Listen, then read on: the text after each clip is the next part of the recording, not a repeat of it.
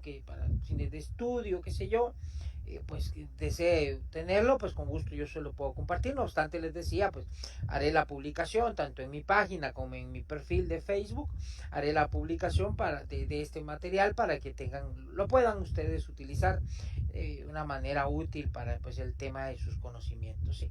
Bueno, eh, tenemos poco tiempo porque pues ya nuestro examen parcial, el curso, según la calendarización que fue publicada, me fue enviada el día de hoy por parte de la coordinación.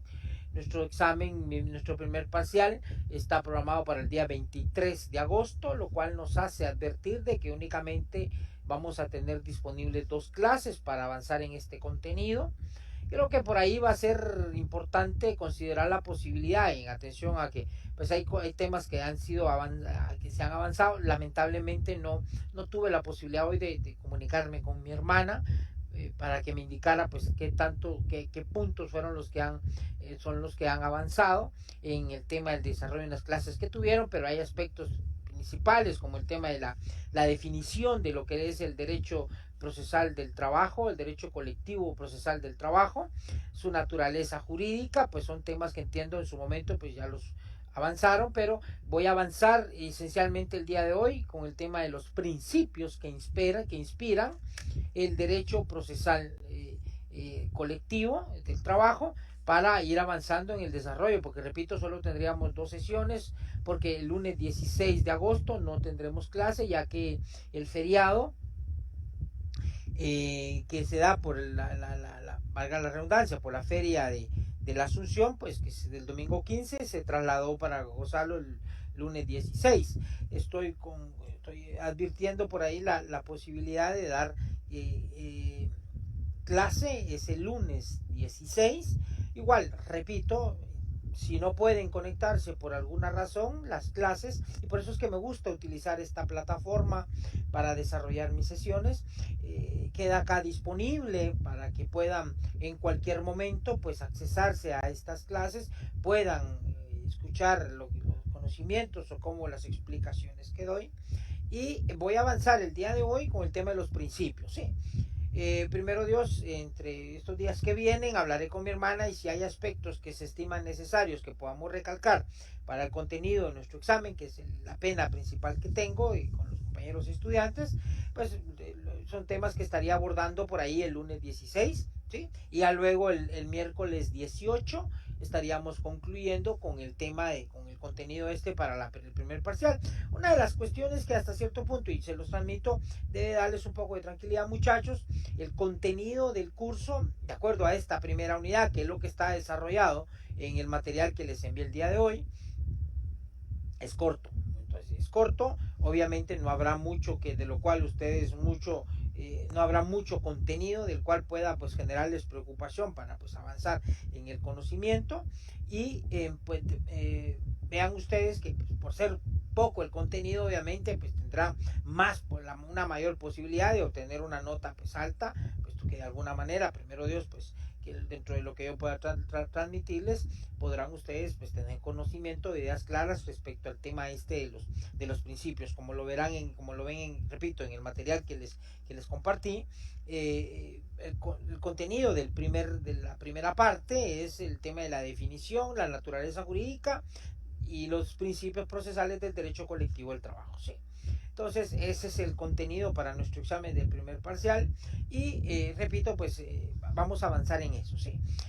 Si hay necesidad de retrotraernos y dar algunas explicaciones en torno al tema de la definición y la naturaleza jurídica del derecho colectivo procesal del trabajo, pues lo haremos en esta sesión, que de repente pues hay necesidad de que realicemos el día lunes 16 de agosto. Siempre para mí es un gusto estar pues, transmitiendo estas sesiones, estos conocimientos, y en esta oportunidad, Dios primero, pues espero ir venciendo estas secuelas que quedaron en mi salud, irlas venciendo para poder estar al 100 y cumplir con estas responsabilidades. Bueno, vamos a hablar de principios, y aquí nos vamos repito, al material. Dice concepto de principios. ¿Qué son los principios? Lo vimos el semestre pasado en nuestro curso.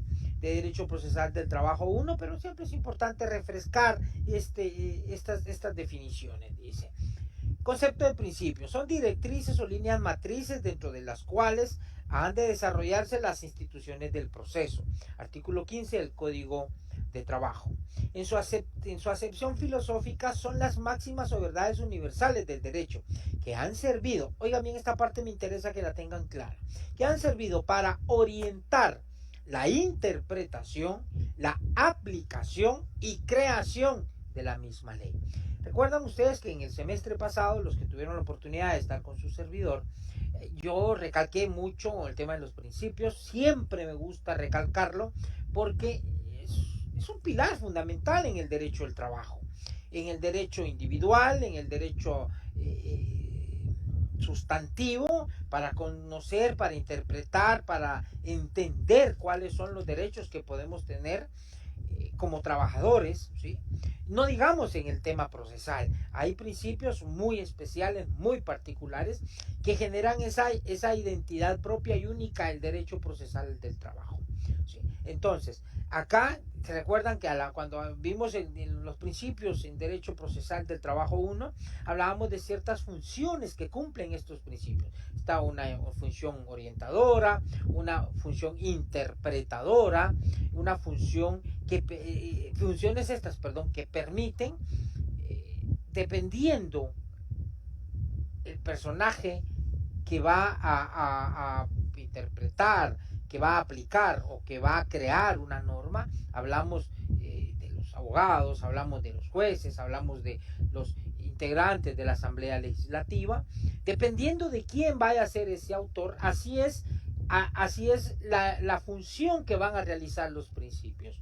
Los principios nos permiten interpretar a nosotros, profesionales del derecho, a nosotros los jueces, nos permiten interpretar cómo debemos o qué alcances debemos entender o comprender de las disposiciones jurídicas. Nos permite siempre orientarnos a cuál va a ser esa interpretación que le debemos de dar a las disposiciones laborales, ¿sí? Esa función interpretadora, esa función interpretadora que, repito, pues va encaminado esencialmente a aquel jurista, al profesional del derecho. Esa función de interpretar la norma para aplicarla, pues va dirigida o encaminada a los jueces, en particular a los magistrados, para en su caso aplicar una determinada norma. Y en el tema de orientar en el proceso de creación de la norma, pues obviamente va dirigido a los honorables integrantes de la Asamblea Legislativa, los creadores por excelencia de la norma. Los orienta y les dice, señores, miren, aquí hay normas, hay principios que ustedes deben de tener presentes, principios como el que hablábamos mucho, el principio tutelar, el principio protectorio, que se manifiesta pues a través de aquellas famosas reglas como el indubio pro operario, la aplicación de la norma más favorable, la aplicación de la situación más beneficiosa, principios como el de progresividad, principios que permiten entender cuáles son los alcances de estas normas de carácter laboral. Sí, bueno. Y aquí yo citaba dentro de estas explicaciones, dentro de estas líneas que me permití leer, la importancia que tiene el artículo 15 del Código de Trabajo, ¿sí? Dice, en cuanto a este artículo 15, lo leímos muchas veces en nuestro curso pasado, dice, los casos no previstos por este código, por sus reglamentos o por las demás leyes relativas al trabajo. Ojo, que aquí en este artículo 15, algo que me gusta recalcar es que no se refiere solamente a las normas de carácter sustantivo, aquellas normas que establecen cuáles son los derechos de los trabajadores, no, o sus obligaciones, no, se refieren a todas las normas. Aquí se incluyen también las normas de carácter procesal, las normas adjetivas. Entonces, el artículo 15 señala lo que les reitero la lectura, dice el contenido: los casos no previstos por este código, en general, por sus reglamentos o por las demás leyes relativas al trabajo, se deben resolver en primer término, de acuerdo con los principios del derecho del trabajo. O sea, el legislador dijo, bueno, miren, si hay algo que nosotros no establecimos, si hay algo que en su caso no está reglamentado, váyanse a los principios. Váyanse a estos principios en general, tratadistas como Mario López Larrabe, eh, grandes, bueno, uno para mí en lo particular, muy respetado, muy connotado, muy apreciado, a título personal lo digo, como quien en paz descanse era el doctor Landelino Franco, como otros tratadistas como Fernández Molina, como Augusto Valenzuela, como el doctor Eric Álvarez Mancilla, son tratadistas que han escrito en torno al tema de los principios, han orientado a los futuros profesionales del derecho a cómo entender, interpretar y considerar la importancia que tienen estos principios. Pero más allá de lo que puedan estos tratadistas orientarlos, tenemos lo que establece la norma, y la norma le da un derecho, una posición preferente a los principios. ¿Frente a qué? Frente a la equidad, a la costumbre, a los usos locales, dice, sí, y en su caso a las leyes del derecho común. O sea, muy por antes, o cómo decirlo, de manera preferente a lo que está establecido en las mismas costumbres, en la misma equidad, en las leyes del derecho común, vamos a aplicar en aquellos casos que no están contemplados, vamos a aplicar estos principios. Y quiero también traer a colación el artículo 326 del Código de Trabajo. También este artículo, si alguien nos pregunta, por ejemplo, ustedes les preguntan en su privado, mire, estudiante, mire, dígame usted, en el Código de Trabajo, pues sabemos por ahí que hay una norma que habla de los principios. Pueden hablarles así en su privado. Y mire, ¿sabe qué usted? El artículo este que les enseñan en la universidad habla de principios y pues, les habla que son cosas importantes, pero en materia procesal, en el Código de Trabajo, dígame usted qué artículo orienta también a la aplicación de los principios de manera preferencial en una situación de carácter procesal frente a otras normas. Aquí ya viene, y aquí les doy el chivo, apúntenlo, el artículo 326 del Código de Trabajo. El artículo 326 del Código de Trabajo señala, oigan esto, que en cuanto no contraría el texto y los principios procesales que contiene este código, ¿sí?, se aplicarán supletoriamente las disposiciones del Código Procesal Civil y Mercantil y de la ley del organismo judicial. Entonces, aquí encontramos, si les preguntaran a ustedes, mire usted en qué artículo se regula, o se citan o se señala la importancia que tienen la aplicación preferente que deben de tener los principios procesales del derecho del trabajo.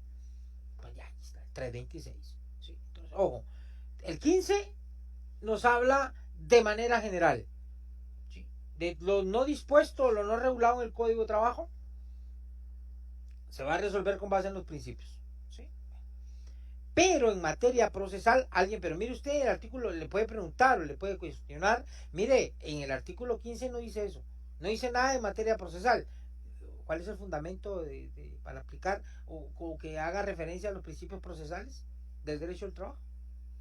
El doctor Álvarez Mancilla, Eric Álvarez, expresidente de la Corte Suprema de Justicia, autor de varios libros muy buenos. Hay unos folletitos, unos libritos pequeños así bien comprensibles, los invito a que los busquen. Se llama el doctor Eric Alfonso Álvarez Mancilla. Pues por ahí creo que esta semana o la semana pasada hizo la presentación de su libro. Él es uno de los fundadores del Instituto de Derecho Procesal Garantista en Guatemala. Los invito a que busquen esa página, síganlos, hay conferencias muy interesantes. El doctor Eric Álvarez Mancilla, pues repito, fue integrante de la Corte Suprema de Justicia hace, ay Dios mío, si no me recuerdo, hace como unos 10 años más o menos. Sí, yo recién había venido del interior y me había incorporado acá al equipo de jueces de trabajo aquí en la ciudad.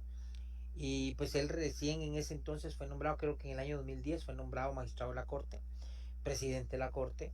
El punto es de que pues, es un autor que o sea, una persona que ha hecho material, tiene su libro sobre las excepciones en el derecho procesal, tiene su libro sobre el tema de los principios, y él, platicando un día, me comentaba de que a veces los docentes me la tiró así como que, bueno, a veces los docentes no diferenciamos o no sabemos diferenciar el tema de los principios propios en materia sustantiva o en materia de derechos propios del trabajador, como el que les hablaba, el tema del indubio del principio tutelar, que es el que protege al trabajador.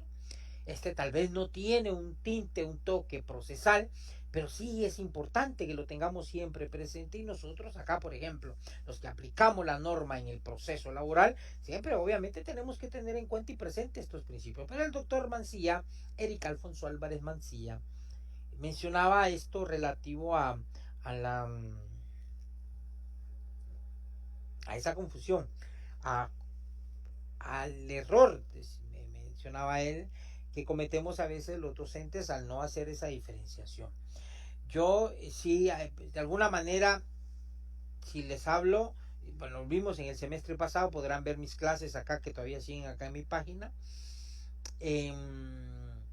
Les hablo de los principios en el derecho individual, y hablo más y hablo mucho el tema de los principios, porque repito, al menos en lo personal, incluso sentencias de la Corte de Constitucionalidad citan el tema de los principios, citan el tema del principio, por ejemplo, algo que uno que suele aparecer constantemente a veces en las citas que hacemos en nuestras sentencias, como es el principio de la primacía de la realidad, que es un derecho propiamente, es un derecho propio del derecho de la parte sustantiva del derecho del trabajo, del tema de los derechos en particular del trabajador, el principio de primacía de la realidad, el principio, repito, el principio protectorio, el principio de no retroactividad o no regresividad de los derechos laborales. Algunos otros lo llaman como el principio progresivo de los derechos laborales. En fin, pero él mencionaba, bueno, que a veces no se hace esa diferenciación de estos principios procesales, ¿sí? También hay un otro autor, el doctor eh, Raúl Chicas Hernández, si no estoy mal, otro tratadista, otro autor guatemalteco, es magistrado de la sala de la Corte de Apelaciones, ha escrito también en torno al tema de los principios, al tema de los principios procesales. Bueno, esto se los comparto, muchachos, para que vayan ustedes igual manera viendo esta diferenciación.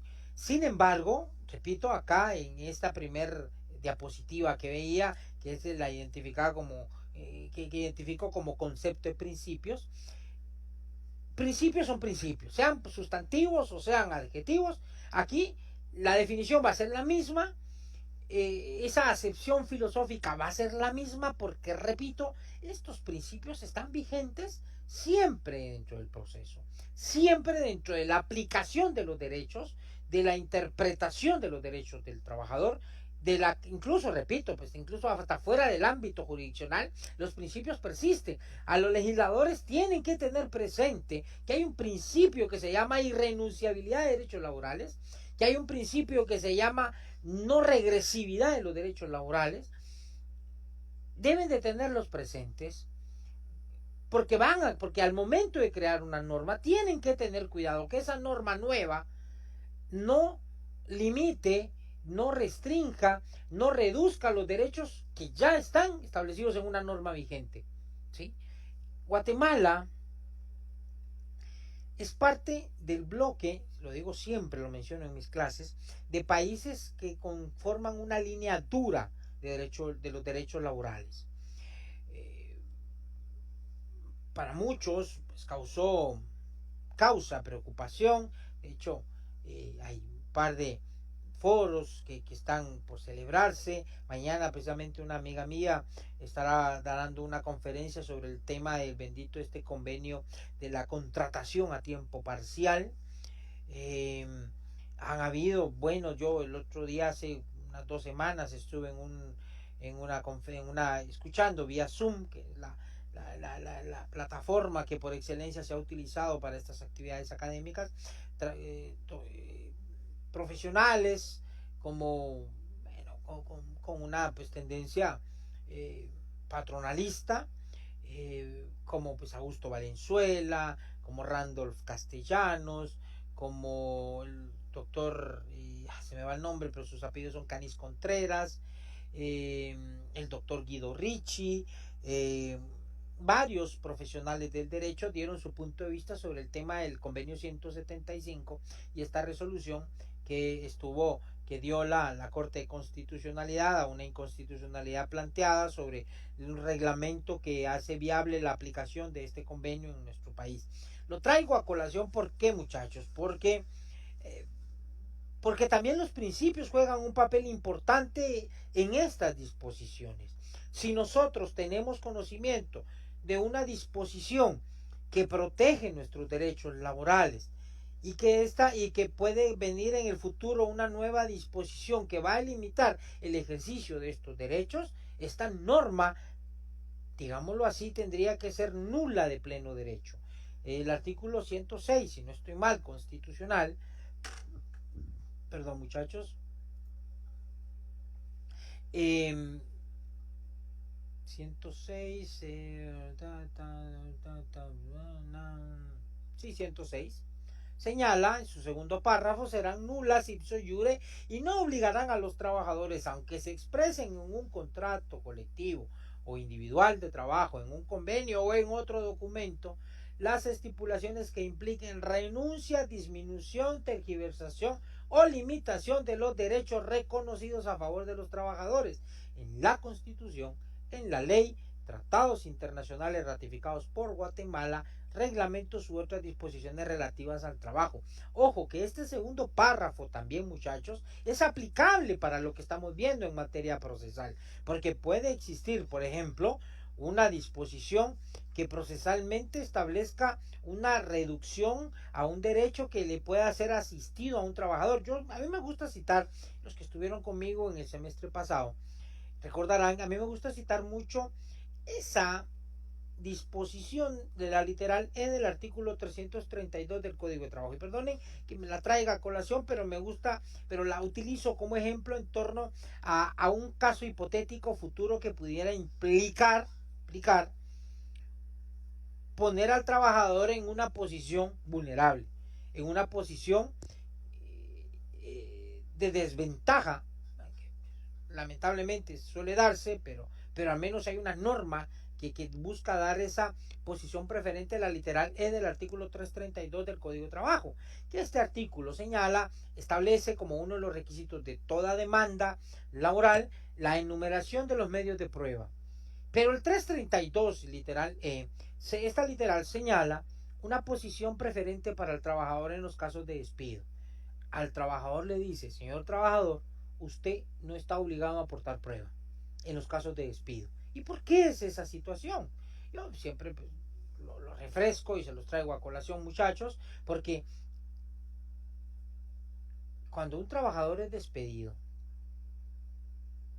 viendo una cruda realidad, el trabajador en muy pocas ocasiones tiene opción o posibilidad de tener algún documento, alguna prueba que permita garantizarle el ejercicio de un derecho en un juicio. Difícilmente tiene esa posibilidad el trabajador. Pero bueno, por eso el legislador dijo: no, el trabajador en los casos de despido, muchos casos, no me dejarán mentir, muchachos, a veces hasta con violencia los sacan de los centros de trabajo, los expulsan, a veces ni sus, perdón la expresión coloquial, ni sus tiliches les dejan que saquen, nada, ni su taza donde tomaban café, nada, información que puedan tener o documentos, a veces no les dejan sacar nada. Obvio, si no pueden sacar eso, no van a tener también la posibilidad de accesar a un medio de prueba que permita reivindicar un derecho que pueda estar peleando en juicio. ¿Quién es el que detenta los medios probatorios por excelencia? El patrono. El patrono. A ver, amigo, vino a despedirse un trabajador. El patrono es el que maneja la documentación. Tal vez, muchachos, perdón por el muchacho, disculpen. Tal vez 2 de cada 10 trabajadores o 1 de cada 10 trabajadores tendrá acceso a una copia de su contrato de trabajo, el resto, ni más. Ahora con el tema de las famosas transferencias electrónicas, bancarias, pues que no son malas, pero ahora ya no hay rastros, ya, por ejemplo, ya los patronos por alguna razón, a veces a conveniencia, ya no ya no tienen documentos que acrediten la firma del pago de salarios, la firma del pago del bono 14, la firma del pago del aguinaldo, cuando las leyes laborales exigen que haya un documento que acredite el pago de esto. Pero resulta que, bueno, no lo hacen. Lo traigo, repito, a colación porque, muchachos, el día que hay una reforma al Código de Trabajo, y estén atentos ustedes, garantes de estos derechos, hay que hacerle ver a lo ley cuando hay algún anteproyecto que ustedes sepan. De hecho, hay varios, creo que hay 7 anteproyectos de códigos de trabajo procesal, códigos procesales del trabajo en el Congreso. Y si ven alguna disposición que reduzca esa posición o limite esa posición que el legislador desde 1967, si no estoy mal, 64, 67, que creó esta última reforma del Código de Trabajo, que si el legislador ante un nuevo cuerpo normativo de carácter procesal elimina esa posición preferente, hay que hacer la bulla. Hay que exigir al Congreso que mantenga esa posición preferente, porque no obstante, manteniendo existe esa posición preferente hacia el trabajador en materia procesal individual, aún así existen sentencias de la Corte de Constitucionalidad que exigen que sea el trabajador el que demuestre la existencia de la relación laboral. En el plano de la realidad, eso es difícil, ¿por qué? Porque, repito, al que le interesa ocultar la relación laboral es al patrono, el que detenta y maneja los medios de prueba, y lo vamos a ver acá en nuestro caso, muchachos, cuando ya veamos el tema del proceso colectivo, de esa etapa de conciliación, no digamos en la etapa en donde un tribunal de arbitraje va a entrar a conocer y a resolver el conflicto colectivo, el conflicto que se ha sometido a su conocimiento. Los integrantes de este tribunal deberán de tener acceso a la documentación. Pero obvio, lamentablemente hay siempre esa intención negativa, ingrata en la parte patronal de ocultar esa información. Entonces, ojo, lo traigo a colación, muchachos, porque es una norma que a la luz del segundo párrafo del artículo 106 de la Constitución está llamada a ser superada, no a ser limitada, no a hacer esa posición, a regresar a otra o a poner al trabajador en una posición diferente. ¿Sí? Bueno, regresando a nuestro tema, y perdonen que me salí, pero me gusta expresar o orientar, dar estas explicaciones porque permiten a ustedes refrescar el tema de los principios y advertirles la importancia que tienen. Son importantes porque, repito, orientan siempre, no solo al juez, sino también al jurista, al abogado, a ustedes como futuros profesionales, orienta, y repito, también al legislador en la tarea de crear normas y advertir de que hay un piso, que el piso está establecido según el artículo 106, los derechos que están establecidos en todo el andamiaje jurídico en materia laboral es el piso. De ahí para abajo no se puede, de ahí para arriba todo lo que quieran. ¿Estamos? Entonces, para que lo tengamos claro. Bueno, vamos a hablar ya de los principios. El primer principio que cito en el material es el principio protector o tutelar de los trabajadores. Dice, acá para materializar este principio, pues aquí únicamente ustedes tendrán que tener en cuenta lo que compartimos en el semestre pasado en el tema de los principios. Si ustedes, compañeros estudiantes, no tienen digamos el material que se utilizó para explicar el tema de los principios, con gusto nos escribimos en el WhatsApp y ahí les mando ese material. Aquellos que no hayan estado conmigo en el semestre pasado, que no tengan ese material, los invito a que lo lean para refrescar este conocimiento, y si no lo tienen, pues yo se los comparto. Ahí estamos. Bueno, acá este principio dice implica amplios poderes directivos que tiene el juzgador. Vean esto. Manda a corregir omisiones o deficiencias. Veremos acá, por ejemplo, cuando una demanda colectiva se plantea con algunos errores, algunas deficiencias, nos vamos a trasladar, por ejemplo, al artículo 370, y ahorita les digo, conciliación, se va a constituir los delegados, no.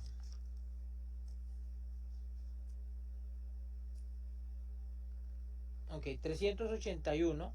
Lo veremos más adelante, una explicación un poco más amplia, pero vamos al 381, último párrafo. Dice, si la solicitud presentada no llena los requisitos legales, el tribunal de oficio, vean esto, de oficio, corregirá mediante acta, inmediatamente dará trámite a la solicitud.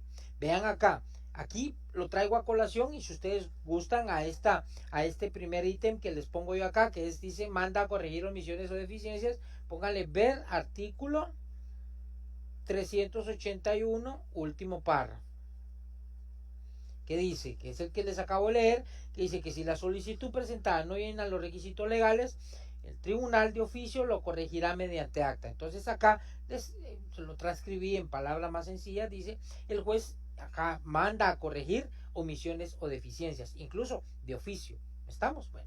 Luego dice, facultando al juzgador a dirigir interrogatorios a las partes, a los testigos, expertos, ello con la finalidad de encontrar la verdad histórica. Vean, muchachos. A diferencia del proceso civil, recae en las partes, en el proceso civil recae en las partes la carga probatoria. ¿Por qué traigo esto a colación? Porque son las partes las que deben de realizar esta tarea dentro del proceso civil. ¿Sí? Realizar esta tarea de aportar la prueba. Tienen ellos esa carga. Y dentro de esa tarea de aportación de prueba, tienen también la responsabilidad de estar vigilantes. De que si están en una prueba de declaración de parte, ese es el nombre que se le da en el proceso civil, ellos tienen la responsabilidad de estar ahí atentos, ahí viendo y hacer repreguntas, pedir aclaraciones. ¿Sí? Acá en el proceso laboral, esta facultad, esto, al dársele al juez estas, ¿cómo decirlo? Estas facultades más amplias, se le permite al juez, pues, en aras a encontrar esa verdad, y ustedes lo veremos más adelante, por ejemplo, dentro de la actuación del Tribunal de Conciliación, dentro de las actuaciones del Tribunal de Arbitraje, que son de los órganos jurisdiccionales. Vamos a ver en el proceso colectivo, muchachos, cuáles son los órganos jurisdiccionales que intervienen. Será parte de nuestra segunda unidad, un poquito más extensa. Cuáles son los órganos jurisdiccionales que intervienen en el proceso colectivo. Interviene un juez de trabajo, luego se integra un tribunal de conciliación, luego si no hay solución al conflicto, pues ya van a ver que se integra un tribunal de arbitraje. El tribunal de arbitraje tiene más facultades procesales, viendo el tema de este principio protectorio, que el tribunal de conciliación. El tribunal de arbitraje tiene esa facultad de repetir información, de que si comparece, si antes del laudo arbitral lo estiman necesario, pues pueden pedir un dictamen a un perito, requerir esa información para tener mayores elementos y dictar esa sentencia colectiva, dictar ese laudo arbitral que permita dar la solución procesalmente hablando al conflicto que se sometió a su conocimiento. En ese sentido, aquí pues, lo traigo ahorita como ejemplo general en torno a esa facultad, esas opciones, esas amplias facultades que tiene el juez o los integrantes de los tribunales estos que les he mencionado, de buscar esa verdad histórica. ¿Sí? Entonces, y por último dice, bueno, aquí vean esto, se ordena evacuación de prueba si existen dudas, pueden dictar autos para mejor proveer. Veremos acá por ejemplo, dentro de esas facultades que van a tener los integrantes del tribunal de arbitraje, pues miren, incluso veremos acá dentro de esa, más adelante, de qué manera es que principalmente los jueces que integran el tribunal de arbitraje, que son los que van a emitir una decisión jurídica que va, en su caso, a resolver el conflicto. ¿Sí? Pensemos que el juez de trabajo no va a decidir en el fondo si proceden o no las reclamaciones que se van a plantear en el conflicto colectivo.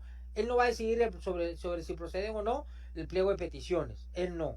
Va a ser una labor que va en definitiva a resolver el tribunal de arbitraje. Ellos van a emitir esa decisión judicial y dentro de ello puede ser que el tribunal de arbitraje estime necesario traer a la vista un documento, aportar algo que estimen necesario para dictar una sentencia más justa. Y ahí es que vemos materializado, por ejemplo, incluso algo, ¿cómo decirlo? Una acción de carácter tutelar permitida por la ley, no porque sea algo de antojo o a conveniencia del órgano jurisdiccional, no, será algo que en su caso el legislador le ha permitido desarrollar a los integrantes de estos tribunales para mejor resolver la situación o el conflicto que se ha sometido a conocimiento. Entonces, así es como en alguna forma se manifiesta este principio protectorio o tutelar. Perdón, no lo dije al inicio, muchachos, pero si tienen pues alguna pregunta, algún interrogante, escríbanla acá en el chat antes de concluir la transmisión. Yo empiezo desde los saludos hasta las despedidas, incluyendo las preguntas, aclarar algunas dudas o inquietudes que tengan, pero escríbanlas acá. Yo no me quedo con eso, yo se las respondo antes de concluir la transmisión. Otro principio que les comparto prevalece en el proceso colectivo es el principio de economía procesal. Acá, aunque tal vez en la realidad ustedes dirán, este qué casaquero, qué cuentero este señor juez, y viera cómo tiene atrasado su juzgado, miren que no resuelven las, bueno, afrontamos serios problemas y dificultades. La administración de justicia en general está colapsada, así que esperemos en Dios que haya de verdad preocupación en alguien que tenga la disponibilidad y el poder de decidir y fortalecer la administración de justicia. Tenemos una administración de justicia, repito el dato, tal vez algunos no lo sabe, pero una administración de justicia que responde a las necesidades de una población cuya densidad no alcanzaba los 8 millones de habitantes. Ahora somos 18. Somos, 6, 8 millones, si no mal recuerdo, de habitantes. Imagínense ahora, pues estamos, algunos dicen 18, otros dicen 20. Tenemos una administración de justicia que escasamente llega a tener 7 jueces por cada 100.000 habitantes. 7 jueces por cada 100.000 habitantes. Cuando un índice per cápita idóneo para evitar impunidad en una sociedad es de 50 jueces por cada 100.000 habitantes. Entonces, esto nos evidencia que estamos en una situación difícil. Pero bueno, ¿y por qué lo traigo a colación? Porque, por ejemplo, en nuestro Código de Trabajo encontramos plazos que estaban vigentes hace más de 60 años, cuya población no llegaba ni a los 100.000 habitantes, 150.000, 250.000 habitantes. Imagínense.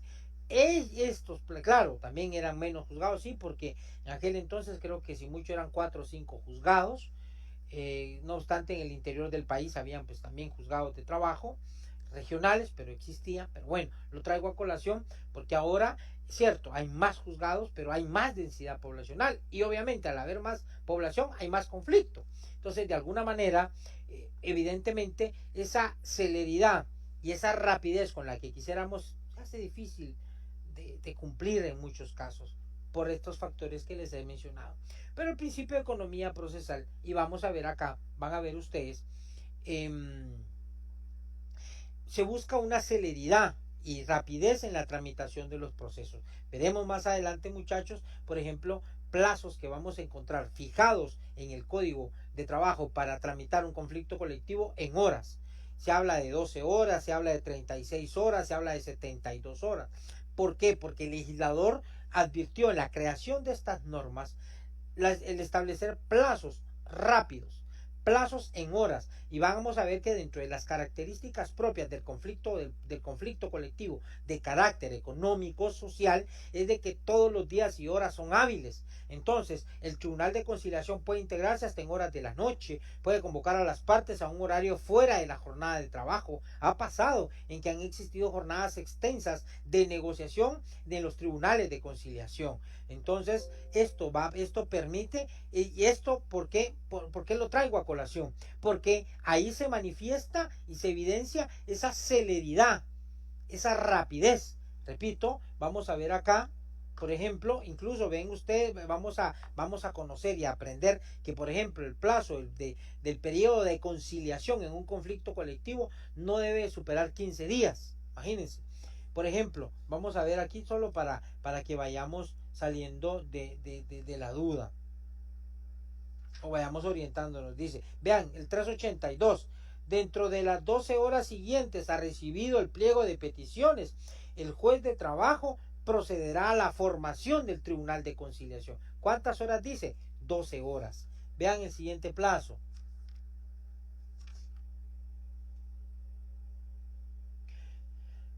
Notificará a la otra parte por todos los medios a su alcance que deben nombrar dentro de 24 horas una delegación análoga. Es decir, el juez de trabajo recibe el pliego, conforma al tribunal de conciliación en 12 horas. El tribunal de conciliación previene a la otra parte que nombre sus delegados en un plazo de 24 horas. Y si no lo hacen, el juez o el tribunal, el juez lo designará de oficio.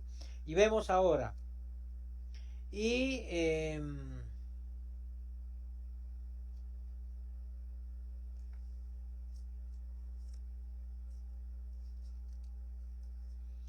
el Tribunal de Conciliación 384, veremos más adelante, repito, ahorita solo lo cito como ejemplo.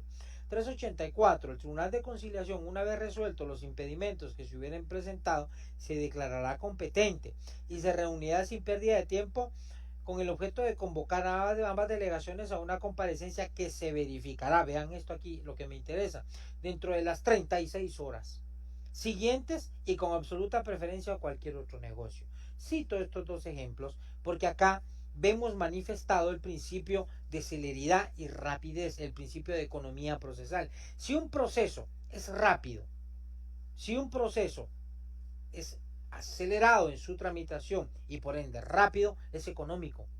Entonces, por eso es de que me gusta citar estas particularidades del proceso del conflicto colectivo en relación a lo que determinó el legislador para que en su caso se empiece a tratar, a conocer el conflicto por medio del Tribunal de Conciliación. Bueno, veamos acá otro aspecto que se manifiesta o que hace que se manifieste esa economía procesal. Limitación de defensas procesales, eliminándose el planteamiento de recursos en la fase de conciliación. Vamos a aprender más adelante, muchachos, que en la fase de conciliación no se admiten recursos. Aquí se los voy a leer.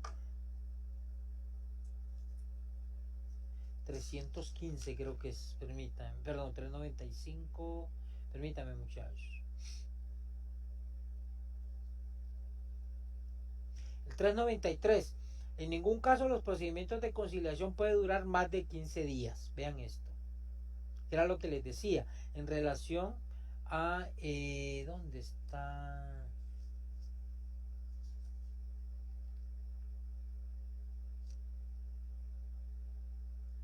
Ay, ahorita no lo encuentro. Permítame, muchachos.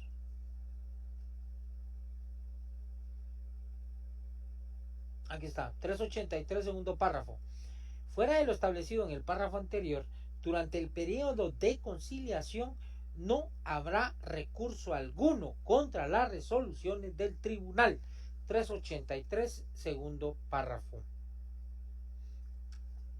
Entonces, acá en el ítem que dice limitación de defensas procesales, eliminándose el planteamiento de recursos, pongan ustedes ver artículo 383 del Código de Trabajo. En la celeridad y rapidez pueden citar como ejemplo artículos 382 y 384 también del Código de Trabajo. Dice, como tercer aspecto que considero importante compartirles en torno a este principio de economía procesal, dice, la sustanciación del proceso es gratuito. Dispensa de gastos judiciales, como en los embargos de pregones. No es necesario el auxilio de abogado. En la etapa de conciliación, ojo, que es en la etapa de conciliación, el proceso colectivo en esta etapa no exige la presencia de abogado. Ojo, que sí, si el proceso no se arregla en la etapa de conciliación, si las partes deciden no aceptar las propuestas que haga el tribunal y no hay algún arreglo, ya nos vamos a ver y lo aprenderemos o lo aprenderán ustedes más adelante. Se abrirá la posibilidad para que se declare la legalidad de la huelga, la justicia de la huelga, dependiendo de algunas circunstancias se verá si es pertinente o si no es pertinente abrir esta etapa de huelga dentro del conflicto, pues se van a un arbitraje. Y es en esta etapa o en esta fase o en este arbitraje en donde pues, ya dilucida judicialmente se advierte una solución judicial a través de una sentencia. En esta etapa el juez aquí ya será obligada y necesaria la participación de un abogado. Lo veremos más adelante. ¿Estamos? Bueno, principio de concentración. Este principio, al igual que el que vimos en el Derecho Procesal del Trabajo 1, también se ve acá reflejado. Y es que, por ejemplo, van a ver ustedes aquí en las explicaciones que les doy, dice, este principio se manifiesta de alguna forma al realizar la mayor cantidad de actos. Bueno, la definición o una conceptualización, perdón, de este principio es realizar la mayor cantidad de actos procesales en el menor número de audiencias. ¿Sí? Vea, en los tribunales, en los conflictos colectivos, el Tribunal de Conciliación y Arbitraje únicamente dura 15 días desde la declaratoria de competencia de los mismos. Ojo, vean ustedes. Por ejemplo, el 3 les hablaba del 393 hace un ratito, ¿se acuerdan? Dice, en ningún caso el procedimiento de conciliación puede durar más de 15 días. Vamos a ver que el procedimiento de arbitraje, esa decisión también tiene un plazo de 15 días para dilucidarlo. Más adelante les voy a compartir unos esquemas para que podamos comprender estos plazos, pero será conforme vayamos avanzando. Pero acá los traigo a colación para que advirtamos cómo se manifiesta el principio de concentración, en este caso, en el conflicto colectivo, en el proceso colectivo de trabajo, ¿sí? Entonces, les mencionaba como ejemplo este plazo de que no debe durar más de 15 días, ¿sí? Siguiente, principio de bilateralidad no individualizada. Estos principios que a continuación vamos a ver, muchachos, ya son principios propios, exclusivos del conflicto, ¿sí? Porque estos otros principios con antelación los vimos también en el proceso individual del trabajo, en esa parte procesal individual. Ahí vemos no solo estos, vimos muchos más, pero yo me permito acá compartirles estos principios que también se manifiestan en el proceso colectivo, pero están en los dos. Ahora bien, estos que vamos a ver a continuación sí son propios del conflicto colectivo. ¿Sí? Principio de bilateralidad no individualizada. Dice. El proceso individual, allí encontramos que vamos a encontrar las dos partes, ¿sí? Bien delimitadas, individuales. Vamos a encontrar a un patrono y a un trabajador. En el proceso colectivo, la forma como se van a plantear las reclamaciones hacen necesaria que exista una organización de trabajadores. ¿Sí? Se exige que el planteamiento de las reclamaciones sea a través de entes colectivos organizados. Hablamos de los sindicatos o de los comités permanentes o comités ad hoc. ¿Sí? En estos casos se entiende que si bien es cierto hay una organización de trabajadores, pero esta por naturaleza propia del conflicto colectivo es la que va a representar a toda la comunidad de trabajadores. Y ojo, que hay algo importante también. Los beneficios, los derechos que se logren, que se alcancen a través del conflicto colectivo, en la solución que pueda darle un tribunal de conciliación o la solución que pueda darle un tribunal de arbitraje, disculpen muchachos, esta va a ser esencialmente a través de estas organizaciones, ¿sí? Va a ser para todo el conglomerado de trabajadores, incluyendo a los trabajadores futuros. Por eso que no hablamos de que exista esa bilateralidad plenamente individualizada por cada uno de los individuos, porque repito, estos beneficios, estas ventajas o estos beneficios que puedan obtenerse van para todo un conglomerado, incluyendo para aquellos que no sean parte de esa misma población de trabajadores. Dice en este proceso no se puede traer a todas las personas, o sea, los trabajadores, al proceso. A todos no, obviamente se van a traer, incluso hay algo muy particular y que no lo olviden. Los beneficios que se puedan obtener a través de la negociación o la lucha que hacen las organizaciones sindicales, ojo, que estos beneficios incluso no solo abarcan o benefician a los trabajadores integrantes de estas organizaciones sindicales. No, van a beneficiar a todos. Los beneficios van para todos, todos los que son considerados trabajadores en general, incluyendo futuros. Entonces, acá, por eso es de que se habla de que no existe esa bilateralidad plenamente individualizada. Se estructura un modelo particular donde aparecen fenómenos diferenciados de legitimación, representación o solo legitimación. Acá hablamos en términos más sencillos de esa organización, esa figura organizacional que se hace necesario participe en estos conflictos, como lo son, repito, las organizaciones sindicales o las organizaciones de trabajadores, que sin ser plenamente o propiamente una organización sindical, pero sí representan a un conglomerado de trabajadores, como son los comités ad hoc o comités permanentes en los centros de trabajo. Dice, el representante de la clase debe cumplir ciertos requisitos esenciales, es decir, de los trabajadores, ya que la representación del proceso colectivo se cubre con la legitimación. Al hablar de ciertos requisitos esenciales, veremos más adelante cómo es que se va a acreditar o cómo se va a determinar esa representación de las organizaciones.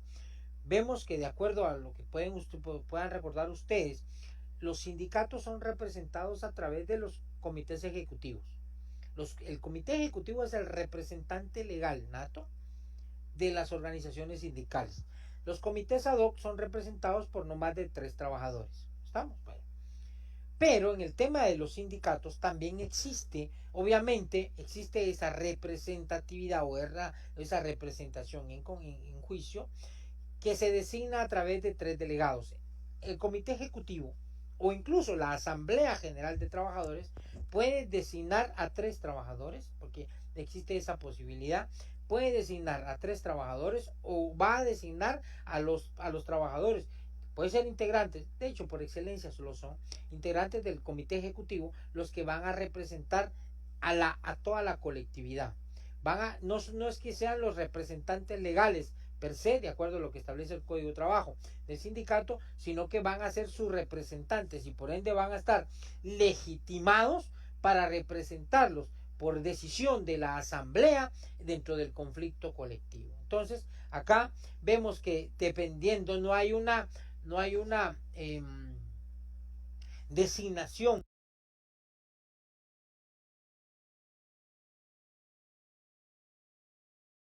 por disposición de ley de esa representatividad. Sí, de alguna forma entendemos de que debe existir esa legitimidad de parte, espero me entró una llamada, de parte de las personas que van a comparecer como a quienes van a ser los representantes de los trabajadores. Por último, les voy a hablar del principio de necesidad. Este principio también va de la mano con algo que hablábamos, de acuerdo a lo que está establecido en la Constitución, va vinculado con el tema de la irrenunciabilidad de los derechos, va vinculado con el tema de la progresividad, con el tema de la progresividad de los derechos. El principio de necesidad, dice, es una derivación específica de varios principios generales, tales como la igualdad y la economía, pero esencialmente de la progresividad de los derechos laborales. Vean, algo que me gusta mencionar en mis clases, y es que el derecho, el trabajo, más allá de ser un derecho, es una necesidad. Pero el tema ¿por qué? Porque a través del trabajo que desempeñamos, sea como dueños de nuestra misma fuerza de trabajo o como empleados de un patrono, necesitamos del trabajo porque es lo que nos provee la satisfacción de nuestras necesidades. Pero obviamente así la vida va creciendo, nuestras necesidades se van incrementando. ¿Por qué? Porque pues vamos nosotros creciendo, casamos, tenemos hijos o tenemos padres a quienes debemos alimentar, nuestras necesidades van creciendo. Pues no digamos aquellos que ya pues se meten, como dicen en buen chapín, a camisas de 11 varas, tienen novia, tienen que llevarla al cine, tienen que, en fin, varias cosas, y el cariño, su cumpleaños, el aniversario, tantas cosas. Las necesidades es normal que se incrementen, van subiendo. Obvio, ahí se incrementan las necesidades, pues tienen que incrementarse o mejorarse los factores que suplen o satisfacen esas necesidades. Por eso mismo es que hablamos de una progresividad. Los derechos laborales, ¿sí?, tienen esa particularidad. Deben de ser progresivos, porque las necesidades del ser humano se van incrementando. Obviamente, bueno, no es lo mismo el costo de la vida de ahora hace 25 años, hace 30 años, 40, bueno, me acuerdo hace 40 años cuando te daban 2 panes por 1 centavo, cuando tener 5 centavos era pisto. Yo estudié mi primaria con 5 centavos que me daba mi viejita. Me compraba mi pan, panote, un pan grande con guacamole, me gustaba, y un mi yupi o un mi cuquito, y me alcanzaban los 5 len. Y repito, el pan, a veces yo me acuerdo todavía, el pan de a 3 por 1 centavo, imagínense, y eran panes grandes, bueno, repito. Obviamente esa forma de vida ha ido quedando en la historia, y ahora un quetzal de pan son en algunos lugares 3 panes, en algunos 4, pero pues chiquitos, pero igual. El tema es de que ese incremento del costo de la vida también hace que se incrementen también, o que se busque una progresividad en los derechos, ¿sí?, que se vayan supliendo esas necesidades, ¿sí? Bueno, y por eso es que aquí hablamos de ese principio de necesidad.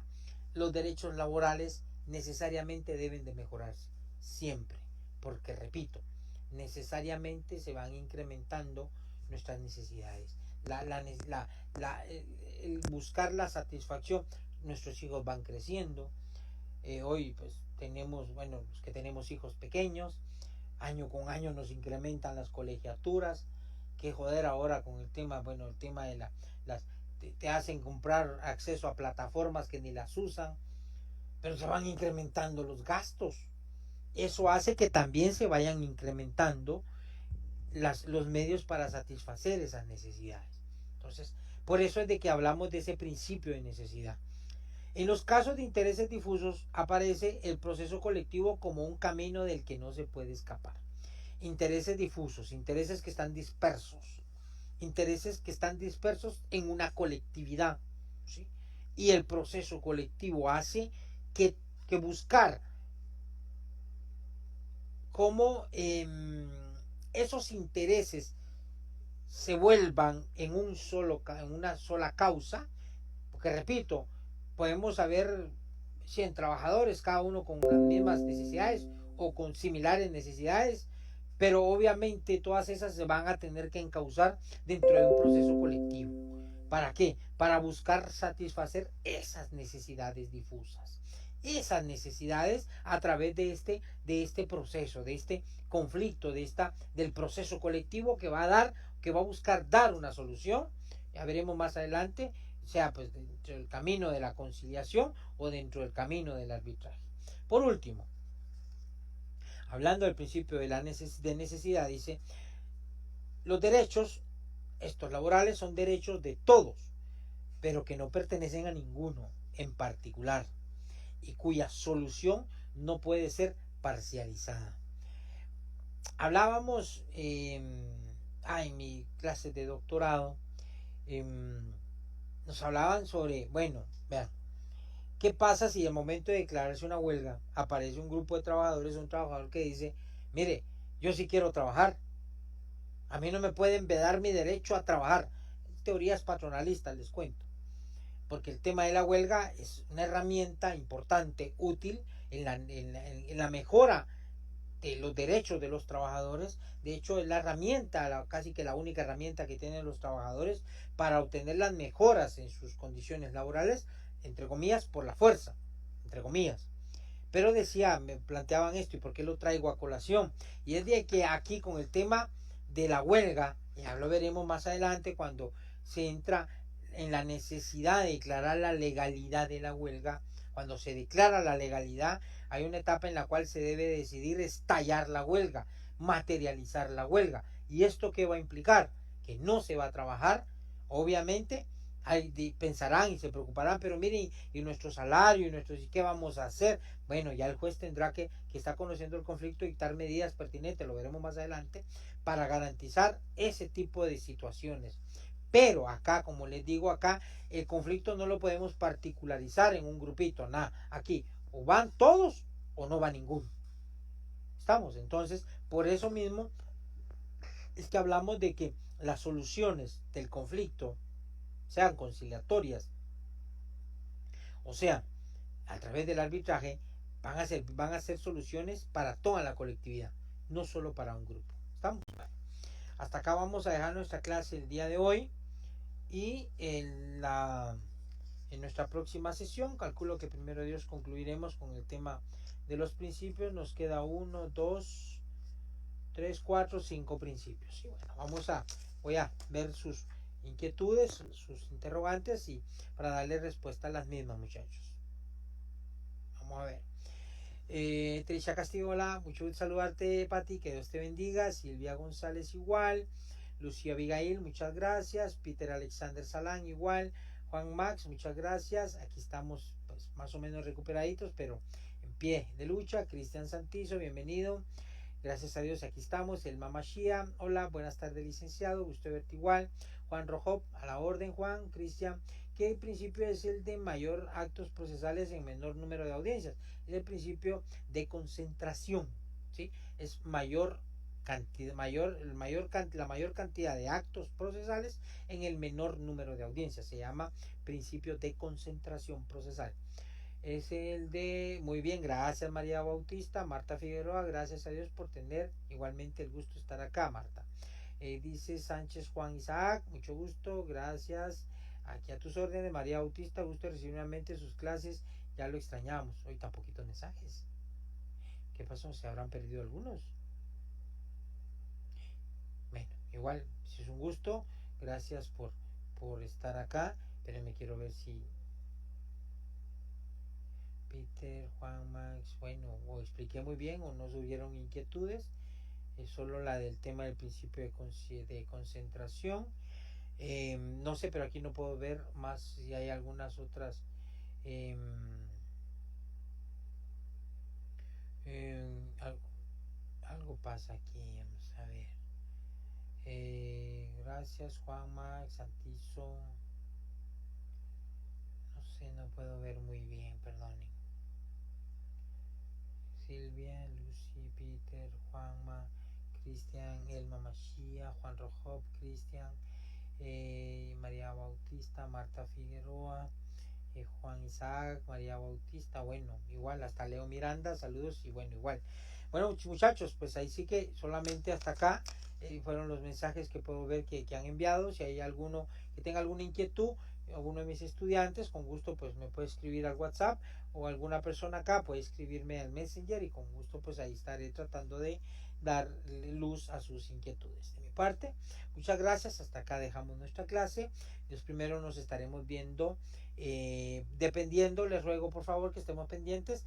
Voy a platicar con mi hermana en relación a qué temas fueron los que abordaron y si es necesario pues recalcar algunos temas, pues estaré dando clase el día lunes 16 de agosto. Si no, en todo caso, pues primero Dios nos estaremos viendo el miércoles 18, cabal de hoy, en una semana.